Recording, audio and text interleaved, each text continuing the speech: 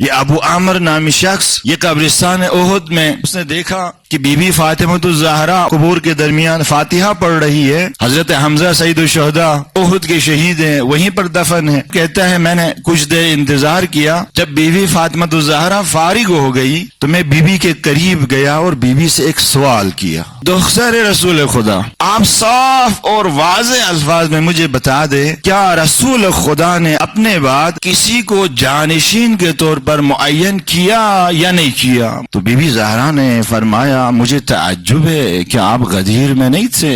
1.25 لاکھ حاجیوں کے درمیان میرے بابا نے علی کا ہاتھ بلند کر کے کیا نہیں کہا تھا، من کنت مولا فہذا علی مولا، جس کا میں مولا ہوں اس کا علی بھی مولا ہے. اس سے واضح دلیل جانشین کے حوالے سے اور کیا ہو سکتی ہے؟ تو ابو عمرو بڑا تیز تھا، اس نے اگلا سوال کیا، اگر ایسا ہے تو پھر مولا علی کیوں گوشہ نشین رہے؟ کیوں علی نے قیام نہیں کیا اپنے حق کو واپس لینے کے لیے؟ فما بالہ قعد عن حق، کون سی چیز مانے بنی، کون سی چیز رکاوٹ بنی؟ تو ایک جملہ کہا بی بی فاطمہ الزہرا نے، یہ بی بی فاطمہ الزہرا ہی کہہ سکتی ہے، کوئی اور نہیں کہہ سکتا. بی بی نے فرمایا مثل الامام کا مثل الکعبہ اذ تؤتی ولا تأتی، امام کی مثال کعبہ جیسی ہے، کعبے کے پاس جانا ہوتا ہے، کعبہ چل کر نہیں آتا.